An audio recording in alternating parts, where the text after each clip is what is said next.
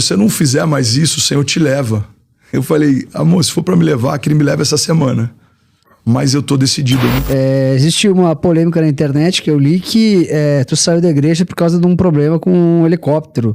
Tu comprou um helicóptero, não sei o que do helicóptero, e aí deu um racha na igreja por causa do helicóptero. Podia explicar pra nós? Boa. Eu quero falar sobre a tua saída da Lagoinha, né? Que é uma igreja referência no Brasil, e tu era junto com o fundador, eu acho, né? O líder, um dos líderes mais importantes. E do mais absoluto nada, teve um rompimento aí, eu não sei por que cargas d'água, eu vou te dizer que realmente eu não sei, tô realmente trazendo aqui a pesquisa que a gente fez, e eu queria ouvir de ti, por que tu saiu da igreja Lagoinha, que era, eu acho que a tua casa praticamente, né? Sim. E teve esse rompimento até tu criar a tua própria congregação? Pode ser.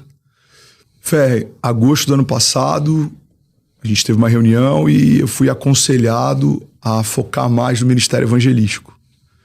A gente construiu em 3 anos e meio o campus mais relevante atualmente da denominação, isso é inquestionável. Batizamos milhares de pessoas, talvez mais de 15 mil delas, batizadas em 3 anos. Eu lembro que quando eu assumi, a gente veio para passar 15 dias aqui, fazer algumas cruzadas de milagres. Tinha acabado de receber o Green Card em fevereiro, a gente veio e tivemos a direção de ficar. Então, o campus que a gente assume é muito diferente do campus que a gente entrega. A gente assumiu um campus, tinham pessoas incríveis, uma igreja saudável, mas ainda em construção, né? Eram 1.000 metros quadrados ali, talvez 500 ou 600 membros. A gente veio se tornar um campus de 115 mil metros quadrados em 3 anos e muitas pessoas começando a sua jornada de fé, conversão, salvação, batismo, cura, milagres.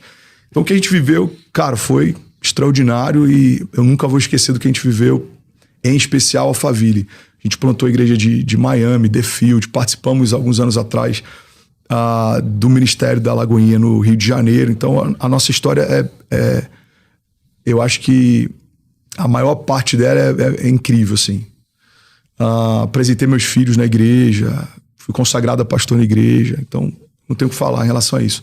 Em agosto é dada essa direção, e aí começa algumas discordâncias, vamos dizer assim, de visão de futuro nos bastidores. Não acho que vale a pena entrar nesse mérito, a não ser que em algum momento fosse muito necessário. Mas eu acho que não edifica, vai deixar dúvidas, pontas soltas. Eu acho que a discussão disso não acrescenta a ninguém. Mas para resumir muito, quando chega em novembro, talvez, do mesmo ano, eu e minha esposa, a gente tem um entendimento que nosso tempo acabou, não era tempo de permanecer. A única certeza que eu tinha é que eu nunca mais abriria uma igreja na vida. Isso para mim estava muito claro, assim. Eu lembro de uma conversa que a gente teve, para quem não acredita no profético, talvez isso aqui vai ser loucura, mas tá eu e minha esposa no quarto e eu falo pra ela, amor, eu nunca mais na minha vida abro uma igreja. Eu nunca mais na minha vida planto uma igreja. Eu só quero servir as igrejas que já existem. A gente tem que procurar um pastor aqui próximo. Pensei na época, na ocasião, um pastor que tem em Campinas, que ama a vida dele, é um cara muito sábio, caráter irrepreensível. Eu falei, eu acho que a gente tem que caminhar com ele, ser pastoreado e a gente pregar. Vamos continuar, eu vou continuar escrevendo livros, eu vou continuar, enfim. E aí eu lembro dela falar assim, amor, você foi chamado para isso, se você não fizer mais isso, o Senhor te leva. Eu falei, amor, se for para me levar, que ele me leve essa semana. Mas eu tô decidido, eu nunca mais planto uma igreja na minha vida. E aí dá alguns dias, Ferre, a gente recebe uma ligação de uma profeta da República Dominicana, e ela fala, André, eu vi você e a sua esposa no quarto, e o Senhor me mostrou vocês conversando, e a sua fala era, nunca mais planto uma igreja na minha vida. E vocês discutiam sobre onde congregar. Mas assim diz o Senhor. E, cara, para resumir muito, a gente se derramou ali talvez uns 15 ou 20 minutos de ligação. E depois daquela ligação eu me senti liberado para pensar sobre. Porque a transição, cara, é algo tão louco que você se sente até culpado, julgado de pensar em construir algo que faz parte do teu chamado desde que você se entende por crente. Então eu vou dar um exemplo, tá? É como se você saísse de um business de comunicação ou de algum projeto. Em algum momento você se sentisse culpado de estar sonhando em fazer de novo algo como esse podcast ou como tudo que você está construindo aqui. É muito difícil você desassociar alguém que tem uma genética, vamos dizer assim, de criação. Cara, eu fui chamado por Deus para criar. Deus se expressa através de mim de forma criativa. Eu amo criar. As pessoas até brincam que aonde eu chego, começa uma reforma, começa uma construção, mas eu acredito de verdade que a ideia de você criar um espaço que não existe, criar um projeto que não existe, criar um ministério que não existe, isso faz com que as coisas se tornem melhor depois que você chegou. Então, eu não sei como era essa sala antes de vocês chegarem, mas eu tenho plena convicção de que está melhor do que estava antes de vocês entrarem aqui. E eu acredito que a gente é chamado para isso. Cara, e aí a gente começa. Eu tenho um rancho e tenho um celeiro de madeira que tem 100 metros quadrados, que a gente fez para ser o nosso espaço social. A gente passou o Natal lá, enfim, aniversário dos nossos filhos são todos lá. E a gente fala, irmão, a gente não tem uma direção para onde ir, a gente só sabe onde não ficar. Assim como Deus fez com Abraão. Abraão, ele não fala para onde ele vai, mas ele fala onde ele precisa sair. Ele fala, sai da tua terra, sai do meio da tua parentela e vai para o lugar que eu vou te mostrar. E eu acredito que em vários momentos Deus faz isso. A transição de Deus nem sempre aponta um caminho claro, mas começa por uma ideia de onde não permanecer. E a gente começa a se reunir nesse celeiro de madeira, 80 amigos, 100, 120, 150. E aí a gente dá, então, em fevereiro desse ano esse passo e abre o nosso ministério em São Paulo. André, deixa eu te perguntar sobre as polêmicas da internet aqui. Existe uma polêmica na internet que eu li que tu saiu da igreja por causa de um problema com um helicóptero. Tu comprou um helicóptero, não sei o que do helicóptero, e aí deu um racha na igreja por causa do helicóptero. Podia explicar para nós a polêmica do helicóptero? Claro. Cara, o helicóptero foi comprado pela igreja, para a igreja, em nome da igreja, pago com o dinheiro da igreja. Primeiro ponto, assim, se tivesse algo escuso ou estranho, eu teria comprado o helicóptero para a igreja, talvez no meu nome, eu teria comprado para mim, usando o dinheiro da igreja. A gente comprou o helicóptero em 4 cotas, esse helicóptero está voando, inclusive. Os cotistas, alguns têm até uma certa relevância, ele está funcionando normalmente. Quando a gente comprou, eu comprei de alguém que eu conheci no sul do Brasil, que é um cara incrível, inclusive, seu Irã, empresário gigante, dono de hospitais. E a ideia na época era começar a Lagoinha em São Paulo. Então, a minha visão era, eu vou pregar em Alfa, a gente vai para São Paulo, volto para Alfa. Eu tinha acabado de receber a regional. Então, como líder regional, tinha mais de 40 igrejas debaixo da minha liderança. 40 Lagoinhas. 40 Lagoinhas. E aí, quantas são? Acho que 600 e pouca, talvez. Eu não sei como é que tá o número hoje. São 600 templos. Isso. Em vários países, né? Eu não sei como é que tá o número hoje, porque eu não sei se cresceu. Isso em quanto tempo? Cara, são mais de 60 anos, né? A denominação. Tem 60 anos. Esse crescimento exponencial, ele é mais recente, mas a denominação em si, ela é bem histórica, assim. E ela já foi, como é que eu posso dizer? Pioneira em vários movimentos de avivamento na nação. A história da Lagoinha, vou dizer, Pastor Márcio, Diante do Trono, Ana Paula Valadão, o André como cantor teve uma influência muito grande em relação a isso. Depois a expansão para a Lagoinha no Rio. Você tem vários movimentos da Lagoinha que foram marcos na igreja evangélica, e isso é inquestionável. Então, assim, quando a gente compra uma das cotas, parcelado em várias vezes. A igreja. A igreja. E aí tem um problema numa peça que se chama governador. A gente liga para o antigo dono e fala, seu Irã, tem um problema com uma peça aqui. E ele falou, não me responsabilizo, eu entreguei em funcionamento. Na verdade, no voo de teste, quando chegou em São Paulo, já acusou essa peça. Ele falou, deve ter sido o piloto, deve ter sido alguém que fez o teste, mas estão dizendo aqui que normalmente esse tipo de defeito ele acontece com o tempo, não é no primeiro uso indevido. Não me responsabilizo. E aí a gente vai falar com a empresa que fez a vistoria de pré-compra, que é muito comum na aviação, você ter uma vistoria de pré-compra e todos os itens eles são avaliados. E eles falam, não identificamos na época da vistoria, a gente também não se responsabiliza.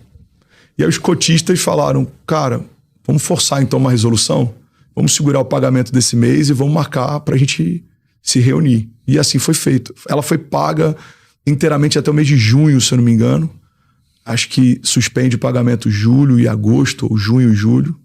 É feita a notificação extrajudicial e, para resumir tudo, e a gente não perder muito tempo com isso, foi feita a quitação em juízo, foi 100% paga, liberada na ANAC para voo, está em pleno funcionamento, não está comigo, não foi comprado no meu nome. E agora, o que a igreja fez depois que eu saí... Por que tu foi envolvido nessa polêmica, então? Desde fevereiro do ano passado, não quero entrar muito nesse contexto, porque...